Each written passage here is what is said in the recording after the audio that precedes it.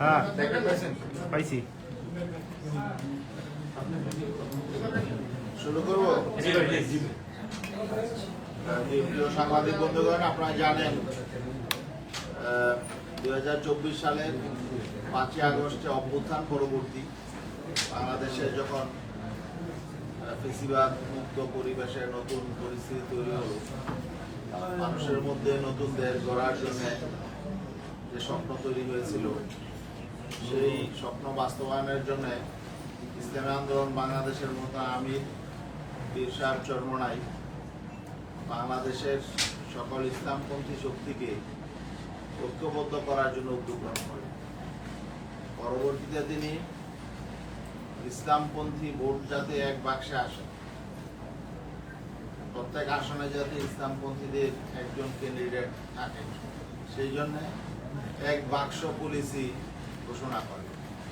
এতে করে গোটা বাংলাদেশে বিদ্যুৎ উৎসাহ উদ্দীপনা তৈরি হয়েছে, মানুষের মধ্যে আশার সঞ্চার হয়েছে এবং মানুষ ঐক্যবদ্ধ হয়েছে আগামীতে যা এখানে নতুন শক্তিকে ক্ষমতায় নিয়ে আসবে। এই জন্য মানুষ আশ্রয় খুঁজে পেয়েছে। যাই হোক, আমরা ভেবেছিলাম যে এই ঐক্যবদ্ধ শক্তির একক ক্যান্ডিডেট মনোনয়নপত্র প্রত্যাহারের আগেই আমরা হয়তো ঘোষণা করতে পারি। দুর্ভাগ্যজনক বাস্তবতা হলো 29শে ডিসেম্বর যেদিন মনোনয়নপত্র সাবমিটের শেষ দিন, সেদিন পর্যন্ত আমরা আসলে একক ক্যান্ডিডেট আমরা নির্ধারণ করতে পারিনি। যে কারণে আমরা যে কয়েকটা দল ঐক্যবদ্ধভাবে পথ চলছিলাম, আমরা বিভিন্ন দাবি নিয়ে আন্দোলন করেছিলাম, বিভাগীয় সমাবেশ করেছিলাম, লেভেল প্লেইং ফিল্ডের বিষয় নিয়ে মানুষের কাছে গিয়েছিলাম এই দাবি নিয়ে। এই দলগুলো ভিন্ন ভিন্নভাবে মনোনয়নপত্র সাবমিট করেছে এবং কিছু কিছু দল আমরা দেখেছি তারা হয়তো নিজেদের মধ্যে সমঝোতার ভিত্তিতে পরস্পরকে ছাড় দিয়ে সেখানে মনোনয়নপত্র দাখিল করে নাই। কিন্তু আমরা দেখলাম যে কোনো দলই ইসলামী আন্দোলনের কোনো আসনে বা ইসলামী আন্দোলনের গুরুত্বপূর্ণ কোনো ক্যান্ডিডেটের আসনে ছাড় দেয় নাই।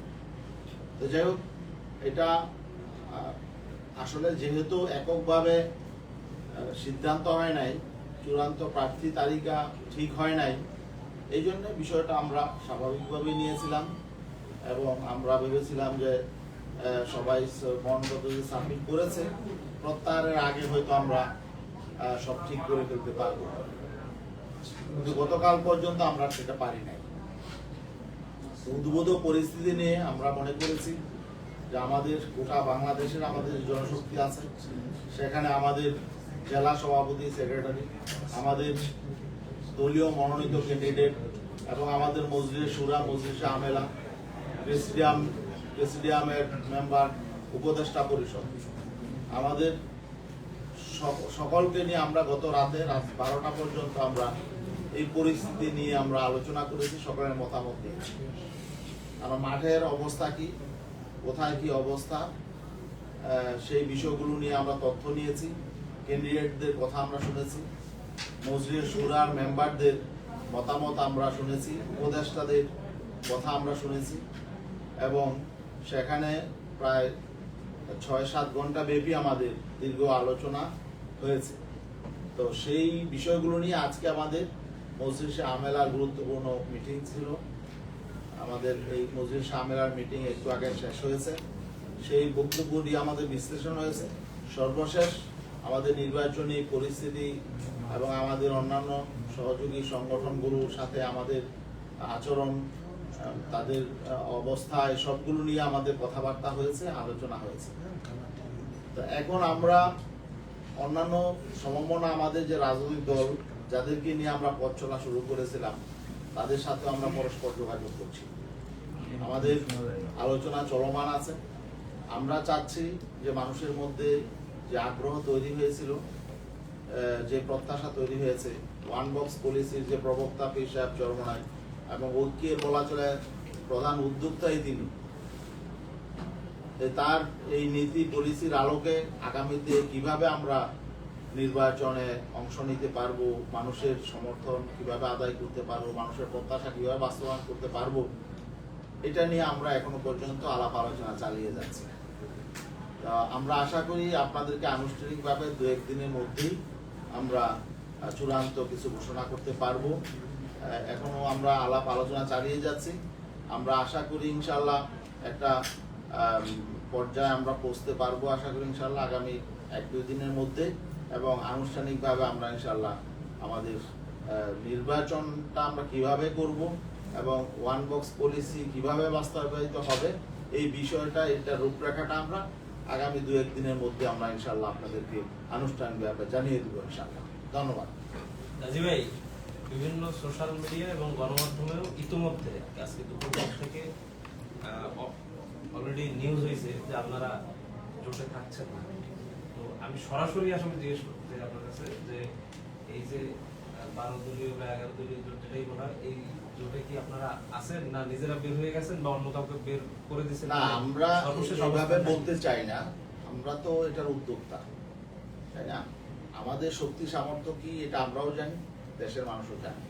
শেষ স্ট্যাটাস আমি বলি আমরা জোট থেকে বেরিয়ে গেছি বা কাউকে বের করে দিব, এই অবস্থাটা এখনো আমরা মনে করি হয়নি। সেটা সময় বলে দিবে। আমরা চেষ্টা করছি আমরা যাতে ঐক্যটাকে টিকিয়ে রাখতে পারি এবং মিনিমাম একটা সমঝোতা সমন্বয় যাতে থাকে, আমরা সেই চেষ্টাটা ইনশাআল্লাহ করে যাব। যদিও নানা প্রতিকূলতা আছে, নানাবিধ সংকট আছে, তারপরও আমরা চেষ্টা করে যাব ইনশাআল্লাহ। একটা বিষয় একটু যোগ করতে চাই যে আপনাদের সংখ্যাটা অনেকে জানতে চায় যে আপনারাই বলছেন আপনারা উদ্যোক্তা, আপনাদের আসলে মানে আসন সমস্যা নিয়ে এত কি সমস্যা হচ্ছে যে আপনারা বারবার 2-1 দিন করে পেছানো হচ্ছে? না, সমস্যা তো আছে, সংকট তো আছে, এটা অস্বীকার করার সুযোগ নেই। এখন আমরা তো স্বাধীনভাবে রাজনীতি করি, আমরা তো কারো চাপিয়ে দেওয়া কোনো বিষয়কে আমাদেরকে মেনে নিতে হবে, সেটা তো ইসলামী আন্দোলন বাংলাদেশ অতীতেও সেই রাজনীতি করে নাই। আমরা আমাদের সিদ্ধান্ত নেওয়ার মতো অবস্থায় তো আমরা আছি ইনশাআল্লাহ। তো এখানে কেউ যদি আমাদের প্রতি কোনো ইনজাস্টিস করে বা কেউ যদি ইনসাল্ট করে, অবহেলা করে, তাহলে সেটাকে আমরা স্বাভাবিকভাবে তো নিতে পারি না। আত্মসম্মান বোধ তো সবারই আছে, তাই না? তাছাড়া সার্বিক পরিস্থিতি আমাদের সামনে স্পষ্ট, আর কি অবস্থান। এখন আমরা দেখছি বিভিন্ন জনমত জরিপ, বিভিন্ন কি বলে এটাকে, এই বায়াসড সমীক্ষা, বিভিন্ন সমীক্ষার মাধ্যমে আসলে একটা বিভ্রান্তিকর পরিস্থিতি তৈরির চেষ্টা চলে, তাই না? এখন অনেকেই সমীক্ষাকে মানদণ্ড ধরে। তো সমীক্ষাকে মানদণ্ড ধরলে দেখেন, আজ এই যে গত কালকে মাত্র সুদিন যাবে কি আমার দেশে একটা সমীক্ষা এসেছে, তাই না? তো সেটা কি আসছে, সেখানে হলো বিএনপি 34% ভোটার বিএনপি কে চায়, 33% জামাত ইসলাম, আর 7% একটু বেশি এনসিপি। তো এখন দেখেন, এটা স্বাভাবিক বিষয়, যদি জামাত 33% থাকে আর এনসিপি 7%, 40% হয়, আর বিএনপি 34%, তো অনেক বেশি। জামাত তো তাহলে এখন এনসিপি জামাত তো ঐক্যবদ্ধ আছে, তাই না? সেখানে ইসলামী আন্দোলনকে দেখানো হচ্ছে 3%, এখানে তার 3% ভ্যালু থাকে না আসলে। এই যে জনমত জরিপটা করছে, এরা কারা করছে? এগুলো মানুষ কিন্তু এত বোকা না, মানুষ কিন্তু বুঝে, তাই না? মিডিয়ায়ও আসছে যে পেছনে জরিপের পেছনে কারা। তো এইভাবে এগুলো করা মানে হলো আসলে এখানে একটা বেইনসাফি করার পথ উন্মুক্ত করা। তো এগুলো তো স্বাভাবিক প্রক্রিয়া, এগুলো তো আমরা বুঝি। তো যাই হোক, এগুলো কেন করা হচ্ছে, কারা করছে, কোন উদ্দেশ্যে করছে, এগুলো কিন্তু আমাদের অজানা না, আমরা এগুলো বুঝতে পারি। তো এই সমস্ত ভাউতাবাজি জরিপ দিয়ে যদি আমরা নির্বাচনের আমরা পথ রেখা নির্ধারণ করি, তাহলে তো আমাদের সেখানে বিপর্যয় হবে। আমি স্পেসিফিক একটু জানতে চাই গাজী ভাইয়ের কাছে, সেটা হচ্ছে আপনারা সংকটের কথা বলছেন রেগুলার, আপনারা দীর্ঘদিন ধরে আলোচনা করছেন। গতকালকে আপনাদের শুরু বৈঠক ছিল সন্ধ্যার পর থেকে রাত 1টা পর্যন্ত, সেখানেও আপনারা আসলে কোনো সিদ্ধান্তে আসেন। সংকটের কোন জায়গাটায় গিয়ে আপনারা স্টপ হয়ে যাচ্ছে? না, আমরা শোনেন, আমি বলি, আমরা একটা অবস্থান নিব, সেটা আমাদের মধ্যে এ ব্যাপারে আলোচনা চলছে। তা আমরা তো সেই অবস্থানটা নেওয়ার জন্য আমাদের একটা নিয়মতান্ত্রিক প্রক্রিয়ার মধ্য দিয়ে সকলের সাথে আলাপ আলোচনা করতে হবে। আমরা সকলের সাথে আলোচনা করছি, আমাদের নেতৃবৃন্দের সাথে আলোচনা করছি, আমাদের সকল ফোরামের সাথে আলোচনা করছি, এবং যারা আমাদের সহযোগী শক্তি ছিলেন তাদের সাথে তো আমাদের আলোচনা করতে হবে। আমরা সবার সাথেই সম্মান এবং শ্রদ্ধার সম্পর্ক রাখতে চাই। আমাদের হ্যাঁ, সবাইকে সবসময় একই সাথে পথ চলতে হবে এমন না, তাই না? এখানে যদি আমরা আমাদের পথ ভিন্ন হয় যাতে সুসম্পর্কটা থাকে, সেই চেষ্টাও আমরা করবো ইনশাআল্লাহ। শেষ পর্যন্ত কত পার্সেন্ট বা কোনো আসন উন্মুক্ত করে দেওয়া এখন পর্যন্ত আলোচনা হয়েছে কিনা আপনাদের যে লিয়াজু কমিটির বৈঠকে?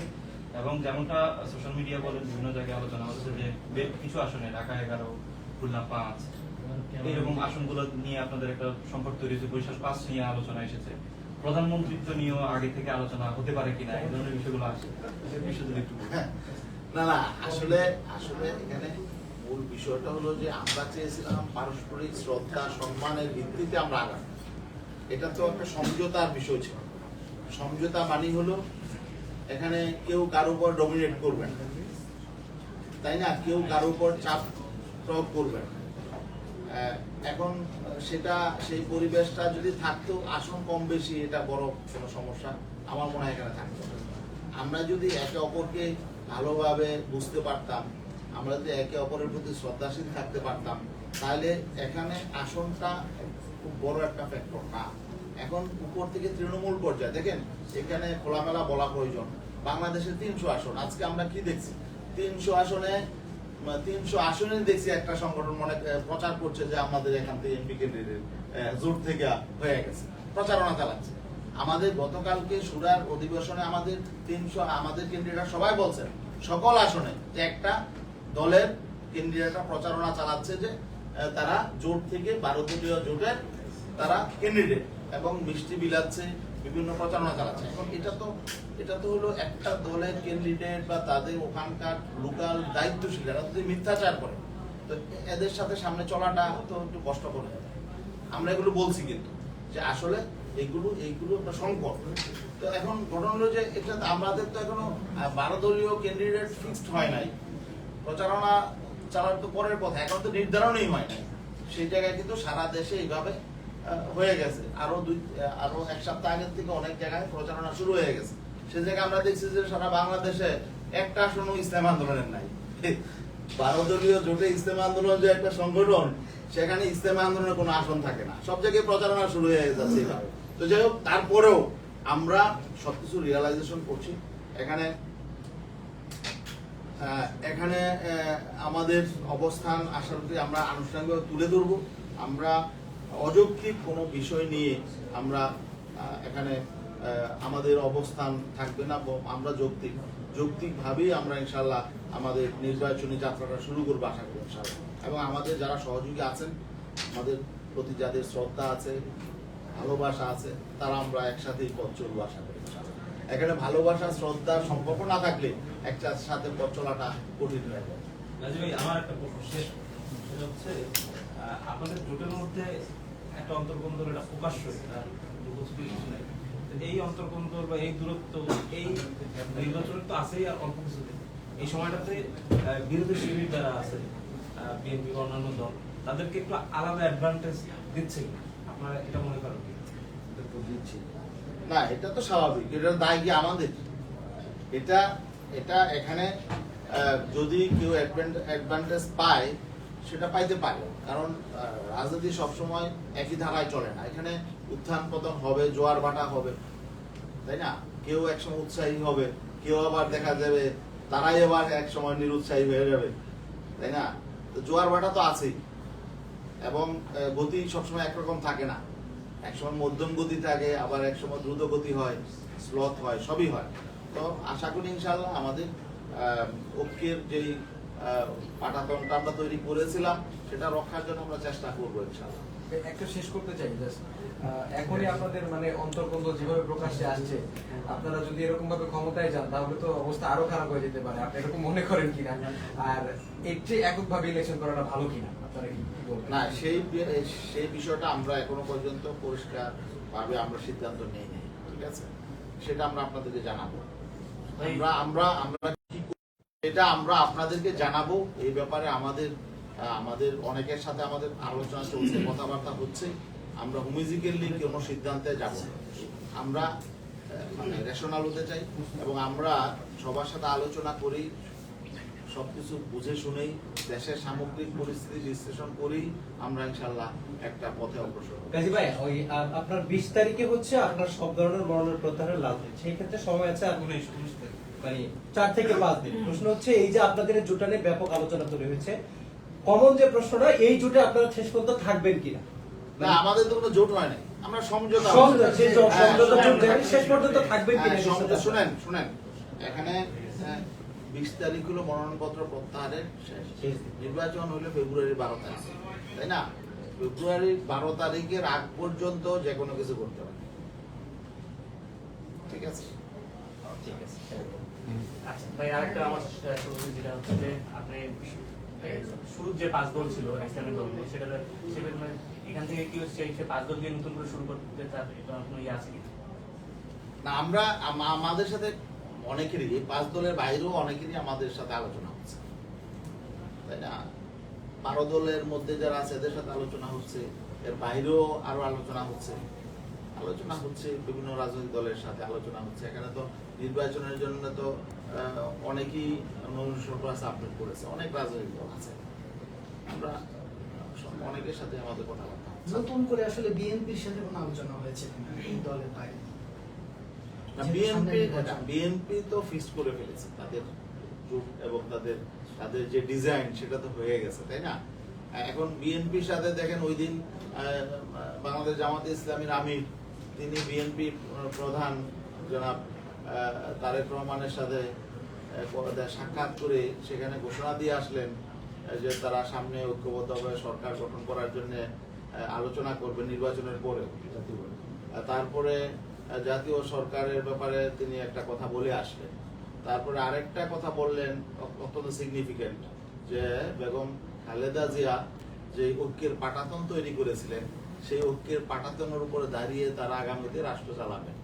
তো এখন সেই ঐক্যের পাটাতনটা তো বেগম জিয়া, আমরা যেটা দেখলাম, তার জীবদ্দশাতেই ভেঙে দিলেন। সেই পাটাতন আবার মেরামত করার জন্য এখানে জামাতের আমির বললেন। তো এটা আমাদের কাছে একটু সংশয় তৈরি হয়। তাহলে কি জামাতে ইসলাম জাতীয় পার্টির মতো ভূমিকা পালন করবে? জাতীয় পার্টি যেমন আওয়ামী লীগের সাথে সরকারও ছিল, আবার বিরোধী দলও ছিল, তাহলে কি এই জাতীয় কোনো ডিজাইনে তারা যাচ্ছেন? এটা নিয়েও কিন্তু আমাদের মধ্যে একটা শঙ্কা আছে।